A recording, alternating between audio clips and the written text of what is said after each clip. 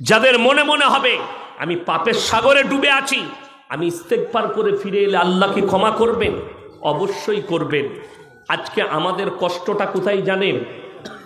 যে এই যে স্টেজটা আপনারা মাজাকের জায়গা বানিয়ে দিয়েছে, যার কারণে বহু মানুষ পরিবর্তনের রাস্তা খুঁজে পাচ্ছে না। কেন? যার কাছে ইলেম কালাম নাই, কোরআনের আরবি একটা ইবারত পড়ার ক্ষমতা নেই, যার একটা হাদিস পড়ার, হাদিসের ইবারত পড়ার ক্ষমতা নেই, যার কোরআনটা সূরা ফাতিহাটা ভালো করে শুদ্ধ নেই, তাকে স্টেজে বস করিয়ে তার দ্বারা দিন শিখলে আপনার কম ধ্বংসের পথে যাবে। সেদিনে আমি মুর্শিদাবাদ এক জায়গায় ছিলাম, আমি শুয়ে আছি, একটা অল্প বয়সী ছেলে বায়ান করছে, মলবি ফলবি নয়, দুটো বই চারটা বই পড়েছে। কি বায়ান করছে? ভাইরাও, যারা বিড়ি সিগারেট গুটখা খেয়েছে, যারা এই পাপ করেছে, তারা আর কোনোদিন জান্নাতে যাবে না, জাহান্নামে চলে যাবে। যা বুঝে করগা, পেলি কোথায়? ও নিজেও জানে না, নিজের জ্ঞান থেকে বলছে। আমি গিয়ে স্টেজে ধরলাম, বসো। একটা লোক যদি পাহাড়ের মতো পাপ করে ফেলে, এটা কোরআন সূরা ফুরকান, মাথায় রাখবেন। যাদের মনে হচ্ছে আমি জীবনে পাপের সাগর করে ফেলেছি, আজকে ইয়াসিন সাহেবের বক্তব্য শুনে, আজকে আমি দিন বুঝে, আজকে আমি ইস্তেগফার করতে চাইছি। আল্লাহর কসম করে বলে যাচ্ছি, কোরআনের আয়াত সূরা ফুরকান শেষ রুকু, ইল্লা মান তাবা ওয়া আমানা ওয়া আমিলা আমালান সালিহা ফাউলাইকা ইউবাদদিলুল্লাহু সাইয়্যাতিহিম হাসানাত ওয়া কানাল্লাহু গফুরার রহিমা। যারা তওবা করার মতো তওবা করবে, ইস্তেগফারের মতো ইস্তেগফার করবে, আমি আল্লাহ রাব্বুল আলামিন তাদের পাহাড়ের মতো গুনাহগুলো নেকি দ্বারা বদলে দেবো। জোরে বলুন সুবহানাল্লাহ। এটা কোরআন, এই কোরআনকে আপনি কাটতে পারবেন না। জিন্দেগিতে আপনি জানেন না, আপনি মদের নিশায় ডুবেছিলেন, আল্লাহ আপনাকে হিদায়াত দিয়েছে, আপনি ইস্তেগফার করেছেন, আপনার বিগত জীবনের পাপগুলো ক্ষমা করে দিবে। একটা উদাহরণ দিই, দুটো রকমের পাপের দুটো কন্ডিশন আছে। কটা বললাম? দুটো। নাম্বার 1 জেনে পাপ, নাম্বার 2 না জেনে পাপ। একটা অমুসলিম ভাই, সে যে শিরকের পাপ করছে, আল্লাহ ব্যতীত অপরের উপাসনা করছে, এটা জেনে না না জেনে? না জেনে। সে আল্লাহ সম্পর্কে জানিই না, সে দিন সম্পর্কে জানিই না। ওই জন্যে সে কি করছে? ওই জায়গায় গিয়ে তার কাছে উপাসনা করছে। কিন্তু আল্লাহ যেদিনে তাকে হিদায়াত দেবে, সে বুঝে যাবে এবং আল্লাহর ওপরে বিশ্বাসী হবে। বিগত জীবনে যতগুলো শিরকের পাপ করেছে, আল্লাহ সব ক্ষমা করে দিবে। না জানতে করেছে, কালমা পড়ে নিয়েছে, তার পেছনের গুনাহগুলো মাপ। যেদিন থেকে সে ইমানের ওপরে টিকে গেল, সব কিছু জেনে গেল হারাম হালাল, এরপরে যে পাপগুলো করবে জেনে শুনে, সেইগুলো পাপ। আপনাকে সামান্য বলে দিই, আপনি আপনার ধর্মকে কতটা রেসপেক্ট করেন আর একটা অমুসলিম কতটা রেসপেক্ট করে আপনি অনুভব করতে পারবেন। আপনারা বলুন, এই কোরআনকে সবাই বিশ্বাস করব? জোরে বলুন ইনশাল্লাহ। হাত তুলে জোরে বলুন ইনশাল্লাহ। কোরআনের প্রতি যদি বিশ্বাস আপনার আছে, পৃথিবীতে একটা কিতাব দেখান, কোনো মৌলবীর লেখা, মুহাদ্দিসের লেখা, মুকাররিরের লেখা, মুফাসসিরের লেখা, কোনো সাহিত্যিক জ্ঞানীগুণীর এমন একটা বই দেখান, বইয়ের শুরুতে কিংবা শেষে লিখেছে আমার বইয়ের মধ্যে কোনো রকমের ভুল থাকার কোনো সন্দেহ নাই। এটা পৃথিবীতে কেউ লিখতে পেরেছে আজ পর্যন্ত? আল্লাহর কসম করে বলে যাচ্ছে, কিয়ামতের সকাল পর্যন্ত কোনো মৌলবী যদি লেখে, সে গুমরাহ। কোন আলেম যদি তাফসীরের কিতাব লেখে, শেষে তাকে লিখতে হবে আল্লাহু আ'লামু বিস-সাওয়াব, আমার জানাটুকু লিখলাম, সঠিকটা আল্লাহই জানে। তার মানে ওখানে ভুল থাকতে পারে, মাথায় রাখবেন। ফতোয়া যদি কোনো মৌলবী দেয়, ফতোয়ার নিচে লিখতে হবে আল্লাহু আ'লামু বিস-সাওয়াব, আমার জানাটুকু লিখলাম, সঠিকটা আল্লাহই জানে। কিন্তু আল্লাহর কসম করে বলছি, কোরআন এমন এক মুকাদ্দাস কিতাব, এই কোরআন মজিদের ভেতরে আল্লাহ রাব্বুল আলামিন সূরা বাকারার প্রথমেই বললেন, যালিকাল কিতাবু লা রাইবা ফি, আমার এই কোরআনে বিন্দু মাত্র সন্দেহের কোনো অবকাশ নেই। জোরে বলুন সুবহানাল্লাহ। এরকম কিতাব আল্লাহ যা শুরুতে বললেন, আপনি যখন বিশ্বাস করলেন, নিশ্চয়ই আপনার কোনো সন্দেহ নেই। ইমানদারির সঙ্গে বলবেন, সুদ খাওয়া হারাম না হালাল? হারাম। কে জানেন না যে হারাম সে হাত তুলে দাঁড়ান। সবাই, সব মুসলিমরাই জানে না বর্তমানে হারাম? সবাই জানে। তাহলে আশা করি আপনাদের এখানে এই এলাকায় একটাও সুদখোর নাই, তাই তো? মুসলিমদের মধ্যে আছে সুদ খায়? এরপর বুঝলেন, আপনাকে দুটো কথা বুঝায় কমফরম। সে বলছে আমি মুসলিম, নবীকে ভালোবাসি, সে জানে সুদ খাওয়া হারাম, অথচ সেই লোকটা সুদ খাচ্ছে। কোরআনে স্পষ্ট আছে ওয়াহাল্লাল্লাহুল বাইয়া ওয়া হাররামার রিবা, সুদ তোমাদের জন্য হারাম, ব্যবসাকে হালাল করেছি। যে লোকটা জেনে শুনে সুদ খেলো সে আল্লাহর সঙ্গে যুদ্ধ ঘোষণা করলো না? সে রসুলের সঙ্গে যুদ্ধ ঘোষণা করছে। যারা সুদখোর আছেন, আমার বয়ান শুনছেন, তারা শুনে যান রসুলের হাদিস, কেউ যদি 1 টাকা সুদ খায়, সব থেকে নিম্ন পাপ হচ্ছে নিজের মায়ের সঙ্গে 36 বার জিনা করার সমান পাপ হবে।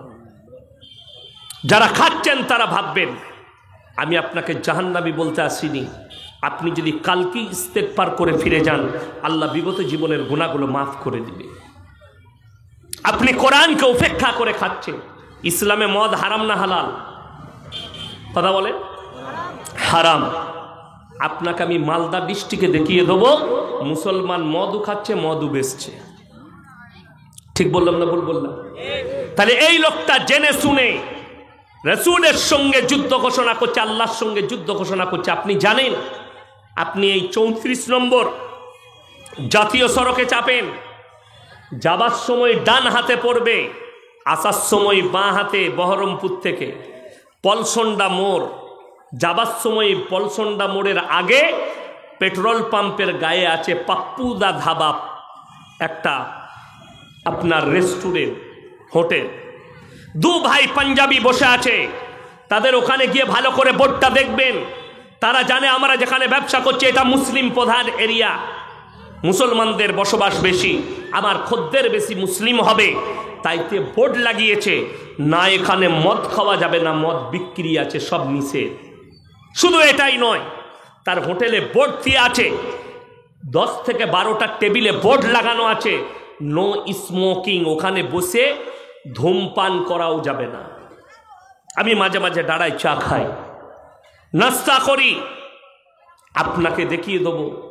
সে জানে ইসলাম ধর্মে মদ নিষিদ্ধ, মদ হারাম, আর আমি যেখানে ব্যবসা করছি এখানে মুসলিম বেশি, অথচ তার থেকে 10 কিলোমিটারের মাথায় মুসলিমদের হোটেল দেখিয়ে দেবো, হারামখোর মদও খাচ্ছে, মদও বেচছে।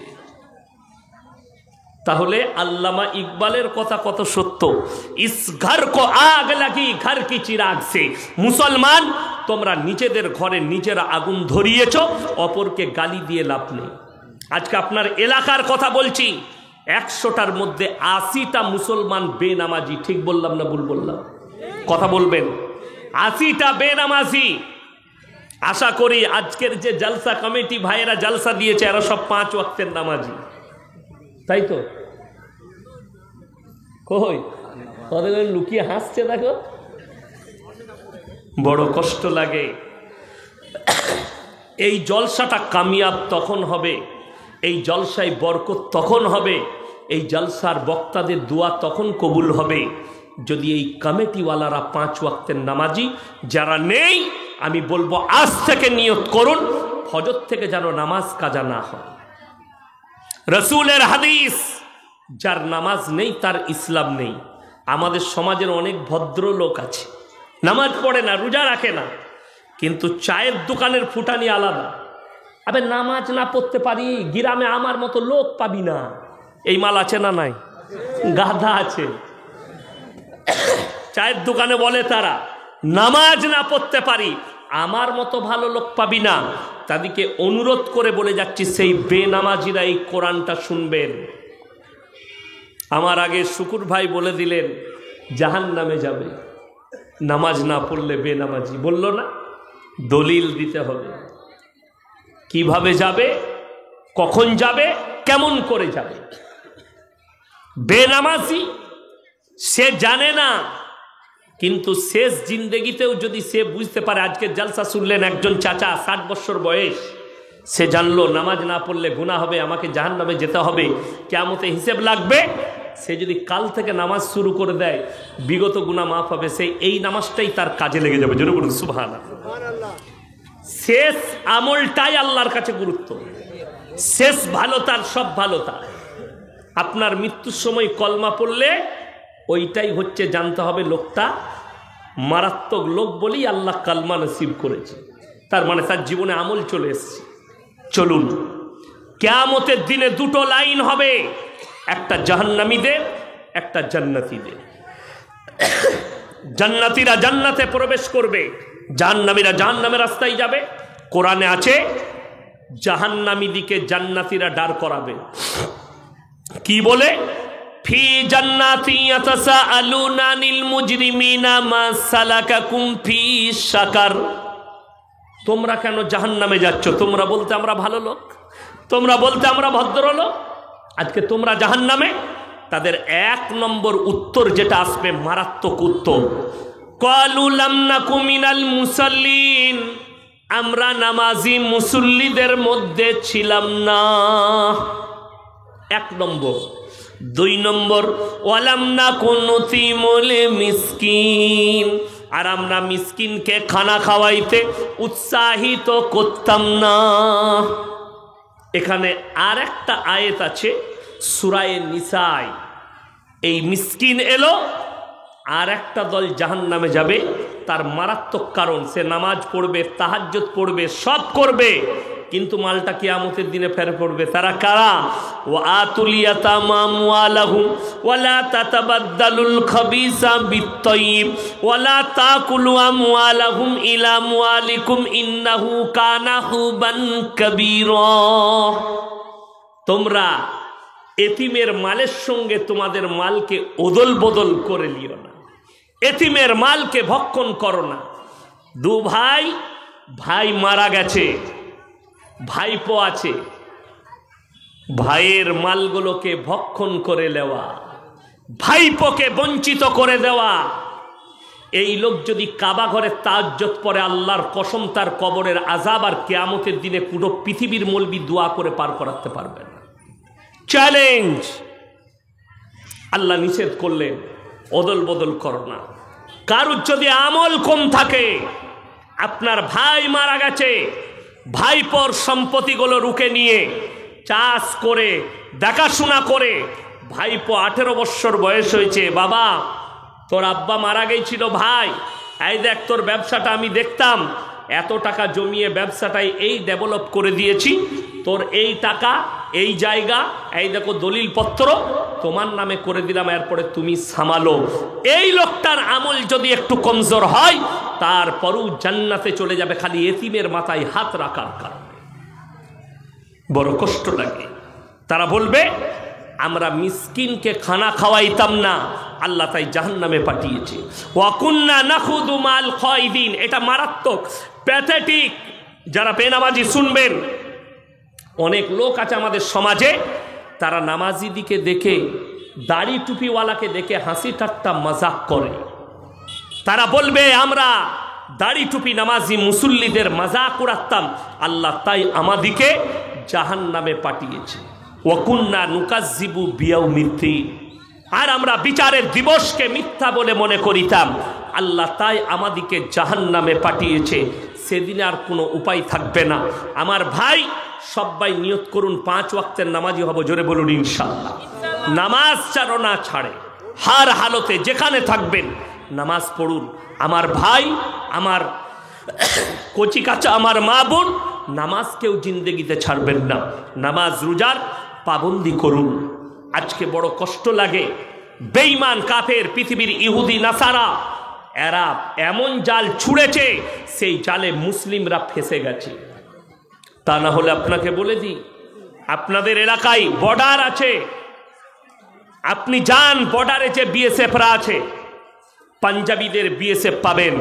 পাঞ্জাবিরা পুলিশের চাকরি করে, বিএসএফের চাকরি করে, তারা মুখেতে দাড়িও রেখেছে, মাথায় পাগড়িটাও রেখেছে। আর আজকে 100টা মুসলমানের মধ্যে 80টা মুসলমান দাড়ি চাচা। ঠিক বললাম না ভুল বললাম? নিজে থেকে সেলুনে গিয়ে দাড়ি চাচ্ছে। তুমি ভেবে দেখো, তোমার থেকে বড় রসুলের দুশ্মন কে হতে পারে? আরে মরদের বহিঃপ্রকাশ পাওয়া যায় দাড়ির দ্বারা। আর যারা দাড়ি মোছ চেঁচে দেয় তাদের কিচ্ছু লয়, খালি প্যান্ট জামা খুলে শাড়ি পরিয়ে দেন, দুটোই সেম।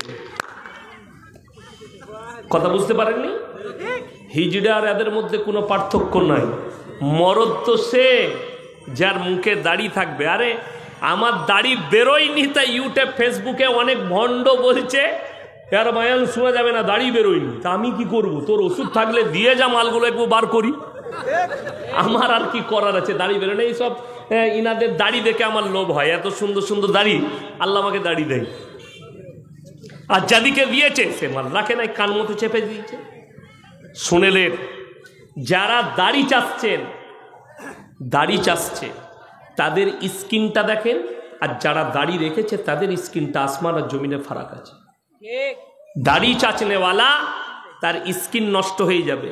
আর আমাদের দেখেন, আর শাহরুখ খান, সালমান খান আর্টিস্ট দিকে কাদা লেপতে হয়, কাদা। আর আল্লাহর কৃপায় সরষের তেল মাখি শীতকালে, গ্রীষ্মকালে সাবান মাখি, আর কিছু লাগাই না। কি মনে হচ্ছে আমি সোনো, পাউডার, ঠোঁট পালিশ লাগিয়ে স্টেজে বসেছি? গাল পালিশ লাগাইছি? লাগাই না, প্রয়োজন নাই, আল্লাহর কৃপায়। শুনেলেন, মুমিনদের সব থেকে দামি ক্রিম হচ্ছে 5 ওয়াক্তের নামাজে 5 বার উজু করা। জোরে বলুন সুবহানাল্লাহ। এর থেকে দামি ক্রিম নেই। এই ক্রিমটা কতটা কাজে লেগেছে কখন? করোনার সময়। বিশ্ব স্বাস্থ্য সংস্থা বলেছিল যে করোনা থেকে বাঁচতে গেলে হাত, মুখ, পা বেশি বেশি করে ধৌত করো। আমরা 5 বার নামাজ পড়েছি, 5 বার উজু করেছি, হাত ধুয়েছি, মুখও ধুয়েছি, নাকেও পানি দিয়েছি, কুলুকুচি করেছি, পাও ধুয়েছি। জোরে বলুন সুবহানাল্লাহ। আমার কষ্ট লাগে, এই করোনার সময় অনেক মানুষ ঘরে ঢুকেছিল, যদিও আমি একটু পেয়েছিলাম সুযোগ মানুষের খিদমত করার, বিভিন্ন জায়গায় গিয়ে মানুষের কাছে খাবার পৌঁছানো। আমাদের করোনা হয়নি, কিন্তু যে লোকটা মানুষকে সালাহ দিচ্ছে, অ্যাড দিচ্ছে, শুনেলেন, ফোন করছি, ফোনেতে আওয়াজ কার? অমিতাভ বচ্চনের। করোনাও সে বচি, अब लोग घर में रहिए। আর উমালেরই করোনা হয়েছিল না হয়নি? ওই কাঁচের ঘরে ভরা ছিল, আর আমাদেরকে বলছে आप लोग बचिए। अबे तू पहले अपने आप को बचा। हमारा तो अल्लाह की कृपा से कुछ नहीं हुआ, हम तो घर पे थे, वुजू किया, नमाज पढ़ लिया, और हमने सारे के सारे लोग अल्लाह की कृपा से हमारे पास कुछ नहीं आए। बड़ा कष्ट लगे। শুনেলেন, ইসলাম হচ্ছে বিজ্ঞান ভিত্তিক। জোরে বলুন সুবহানাল্লাহ। বিজ্ঞান আপেক্ষিক, আজ যেটা বলছে কাল সেটা চলবে না। শুনেলেন, বেঈমান কাফেরদের মেহনত, তারা যা কিছু করেছে, যা কিছু লিখেছে, সব ইসলাম বিরোধী লিখেছে। আমাদের বাচ্চারা কিতাব পড়ছে, স্কুলে গিয়ে ইসলাম বিরোধী বই পড়ছে, ইসলামের বিপক্ষ কথাগুলো পড়ছে। কোরআনে লেখা আছে কুল্লুম ফি ফালাকি ইয়াসবাহুন, নবমণ্ডলে যা আছে তারা যেন নিজের নিজের কক্ষপথে চলমান।